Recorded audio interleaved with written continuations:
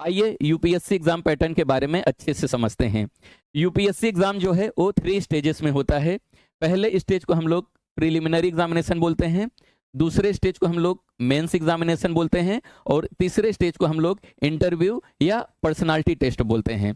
सबसे पहले हम लोग स्टेज 1 प्रिलिमिनरी एग्जामिनेशन के बारे में समझेंगे।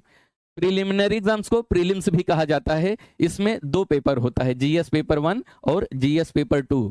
जीएस पेपर 1 जो है ये 200 मार्क्स का होता है और याद रखना जीएस पेपर 1 से डिसाइड होगा आपका मेरिट, यानी यहाँ पे मेरिट होने के बाद आपको मेंस के लिए बुलाया जाएगा। और ये जो जीएस पेपर 2 होता है इसे सीसेट भी कहा जाता है, ये भी 200 मार्क्स का होता है। ये सिर्फ क्वालिफाइंग इन नेचर है, यहाँ पे आपको 33% लाने होते हैं। याद रखना जब आप पेपर 2 पास हो जाओगे और आपका मेरिट बनेगा तभी आपको मेंस के लिए बुलाया जाएगा।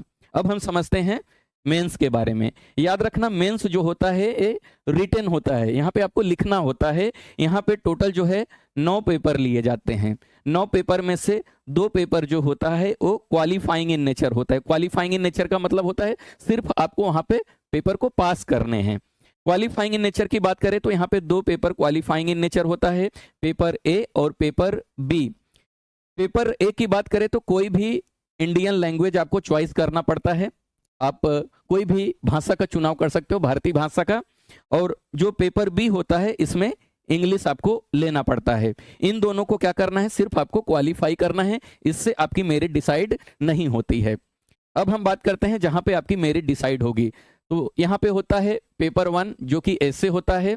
उसके बाद जीएस के 4 पेपर होते हैं, GS paper 1, GS paper 2, GS paper 3 और जीएस पेपर 4। यहाँ पे जीएस के 4 पेपर होंगे और एक ऐसे होगा, सभी 3 घंटे का रहेगा और 250-250 मार्क्स का जो रहेगा आपका रिटन एग्जाम रहेगा। उसके बाद यहाँ पे 2 पेपर जो रहेगा ऑप्शनल सब्जेक्ट का होगा। ऑप्शनल एक ही सब्जेक्ट रहेगा लेकिन यहाँ पे 2 पेपर आपको देना पड़ेगा।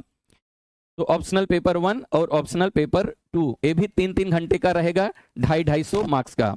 तो टोटल जो होता है वो 1750 मार्क्स का होता है।